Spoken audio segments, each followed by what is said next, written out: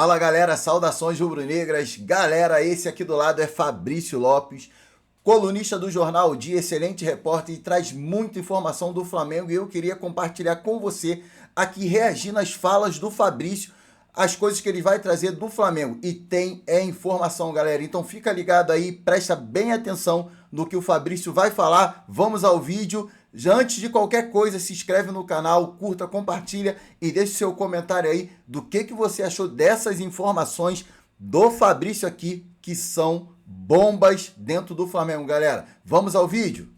Mas agora eu quero abordar um outro aspecto e mostrar que está se tornando membro do VVP mesmo, através do quadradinho verde que vai subir aqui. Tamo combinado? Beleza? Então tá bom. Vamos começar a falar então sobre a pesquisa, tá? Tá todo mundo de olho naquilo que vai acontecer no Flamengo no final do ano. Verdade. Dia 9 de dezembro nós temos a eleição para presidente do clube e a gente quer saber quem é que é o melhor candidato, quem é que pode ganhar essa eleição. Por isso, cada pesquisa que sai, a gente fica de olhos bem abertos e bem antenados sobre o que informam essas pesquisas. É claro, a gente sempre fica com o pé atrás sobre as pesquisas que são divulgadas, porque sai uma pesquisa com o BAP na liderança, depois sai uma com o Maurício Gomes de Matos na liderança, depois sai uma com o Dunche na liderança. Ou seja, é difícil de acreditar 100% nessas pesquisas. Mas ontem, uma pesquisa do Instituto BI saiu e mostrava o BAP com 49,3% da preferência do eleitorado. Rapaz. Aí, em segundo lugar, vem o MGM, Maurício Gomes de Matos, com 17,3% da preferência. Depois, na terceira colocação, Rodrigo Dunche de Abranches, com 12,5%. E, na última colocação, Valim Vasconcelos, com 8,8%. É interessante a gente perceber que o BAP saltou de 46,5% para 49,3%. O Maurício Gomes de Matos saiu de 15 redondo para 17,3%. E o Dunche caiu de 15,3% para 12,5%. O Valim saiu de 13,7% para 8,8%, segundo a pesquisa do BI, tá? Bom, muitos torcedores rubro-negros que estão aí na torcida pelo BAP presidente ficaram animados com essa pesquisa aí.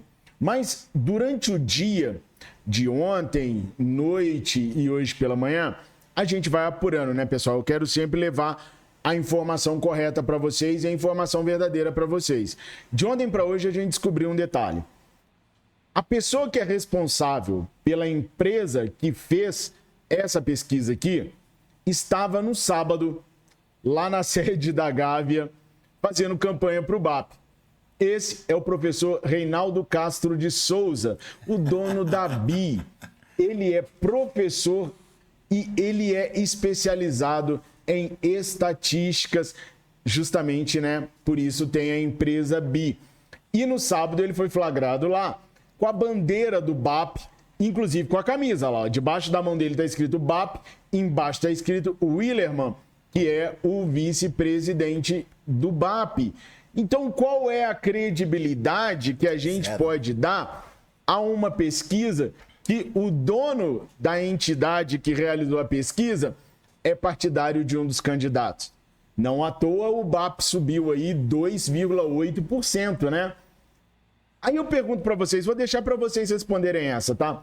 Sabendo que Reinaldo Castro Souza, dono da BI, e dessa pesquisa que eu acabei de mostrar para vocês, estava fazendo campanha para o BAP lá na Gávea, isso influencia? Você ainda credibiliza essa pesquisa aqui? Sim ou não?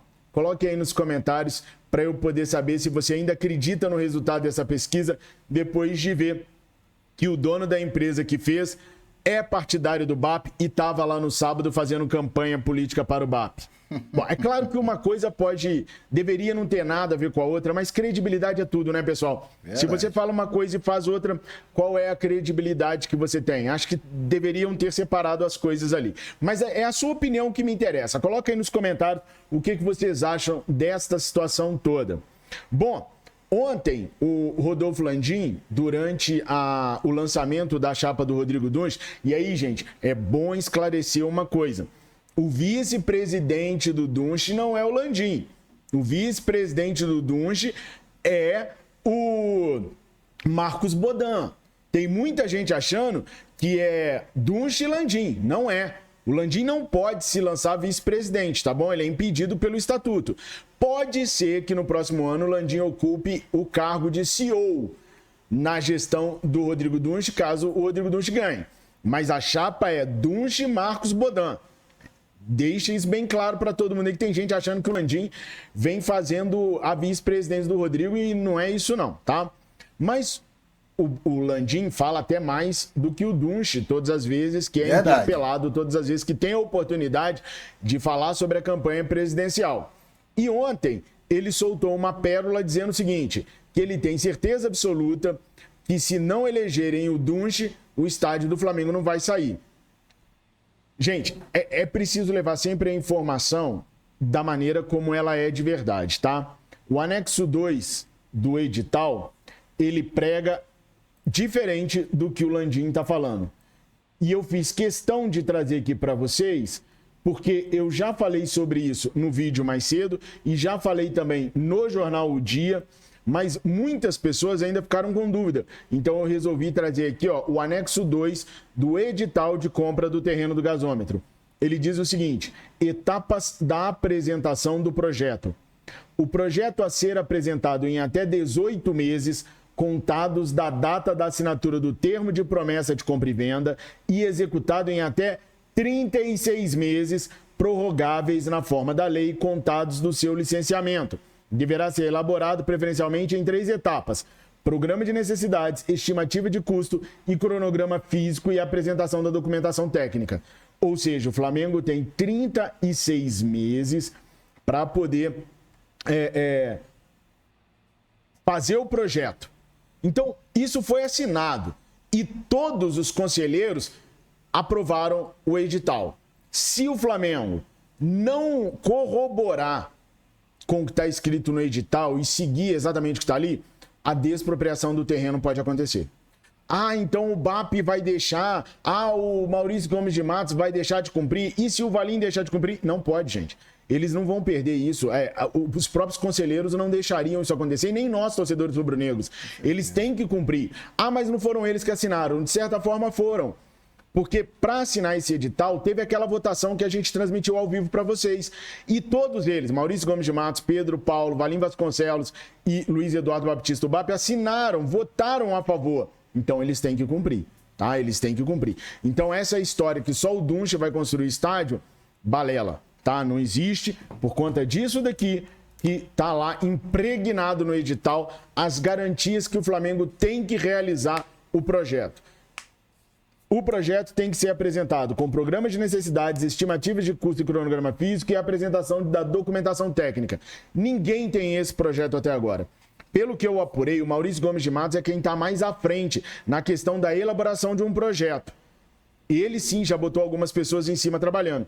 Dunche não tem, Valim não tem, BAP não tem, Pedro Paulo não tem. Quem está trabalhando de verdade no projeto do estádio é o Maurício Gomes de Matos. Ele sim tem um projeto já em andamento para fazer isso daí que está escrito. Os demais ainda não tem. O Landim está esperando terminar as eleições para o Dunche, segundo ele, tocar essa situação do projeto do estádio, ok? Mais uma informaçãozinha que eu já dei no vídeo pela manhã, mas não custa repetir agora. Estádio está sendo projetado para 75 mil pessoas, como eu falei para vocês a vida inteira aqui nos nossos canais. Valeu? Bom, dito isso, agora bora falar um pouquinho sobre o jogo. Daqui a 2 dias, Flamengo e Fluminense vão se enfrentar pela 30ª rodada do Campeonato Brasileiro. O árbitro é Rafael Claus. Já falei bastante do Rafael Claus nos últimos dias aqui com vocês. E agora chegou a hora da gente falar sobre a provável escalação do Flamengo para esse jogo. O técnico Felipe Luiz planeja colocar a seguinte equipe em campo: Rossi no gol, Wesley na lateral direita, Léo Ortiz, Léo Pereira e Ayrton Lucas, Alan, Charlie Alcaraz e Gerson, Michael, Bruno Henrique e Gabriel Barbosa, o Gabigol. Vamos explicar o porquê de cada situação. Wesley na lateral direita e não Varela. Varela está servindo a seleção do Uruguai e, portanto, mesmo chegando hoje à noite, amanhã de madrugada, no Rio de Janeiro, deve ser preservado para o jogo contra o Corinthians. Não quer dizer exatamente que ele será o jogador escolhido para ser titular contra o Corinthians, não. Mas como vem de um desgaste de data FIFA, o Felipe Luiz pode preservá-lo para avaliá-lo melhor para o jogo contra o Corinthians. E o Wesley está jogando muito bem, está melhorando cada dia mais. A preferência do Felipe Luiz hoje é pelo Wesley. A dupla de zaga titular do Flamengo agora é Léo Ortiz e Léo Pereira. Nenhum dos dois convocado, os dois treinando muito bem e mantidos. Por que Ayrton Lucas e não Alexandro? A tendência é que o Alexandro jogue alguns minutos contra o Fluminense. E aí, pessoal, é uma dúvida que se tem hoje. Ou entra o Alexandro e joga um pouco o Ayrton Lucas, ou entra o Ayrton Lucas e joga um pouco o Alexandro. Como o Alexandro tá vindo de um incômodo, não de uma lesão, mas de um incômodo na coxa, a tendência é que o Ayrton Lucas entre primeiro e no transcorrer da partida o Alexandro ganhe minutos, até para poder ser o lateral esquerdo titular. Gostei da escalação, galera. Coloca aí nos comentários. O Alan deve assumir a primeira volância do Flamengo no lugar do Eric Pulgar, que deve chegar mais tarde no Rio de Janeiro na quarta-feira. Pulgar joga contra a Colômbia, não vai fazer parte do voo fretado que o Flamengo já montou para buscar os três uruguaios, né? O Nico, o Arrasca e o Varela, mais o Gonzalo Plata. Uruguai e Equador jogam lá no Uruguai. Então, um voo fretado vai trazer esses 4 jogadores. Mas o Eric vai estar na Colômbia. Ele não vai fazer parte disso, vai chegar mais tarde, por isso deve ser poupado. O Alan é a primeira opção do Felipe Luiz. O Alan vem treinando bem. Quem sabe com o Felipe Luiz ele consiga se encontrar no Flamengo. A outra opção seria o menino Everton Araújo. Mas nesse momento, pelo que eu apurei, o Alan está à frente. Charlie Alcaraz é outro que vem voando nos treinos e vai assumir o lugar do Nico. Inclusive, pode ser titular contra o Corinthians também. Também acho. Dependendo daquilo que o Alcaraz fizer no jogo contra o Fluminense, ele pode tomar a vaga de titular do Nicolás, sim, tá? Que surpresa, e o Gerson é aquele caso que eu falei para vocês. Fominha nível hard. Quer jogar todos os jogos. Então, a princípio, o Felipe Luiz conta com ele para esse jogo contra o Fluminense, mas vai passar por uma avaliação quando voltar da seleção brasileira, a seleção que joga hoje lá em Brasília. E aí, nós temos o Michael do lado direito, voando, o moleque tá voando também, tá fazendo excelentes treinos, por isso deve começar na ponta direita. Na ponta esquerda, Bruno Henrique e o Gabriel Barbosa como centroavante são as oportunidades que o Felipe Luiz está dando para essa galera geração de 2019. Você escalaria o Flamengo de forma diferente para o jogo contra o Fluminense? Essa é uma escalação forte? Já está subindo aqui o letreiro de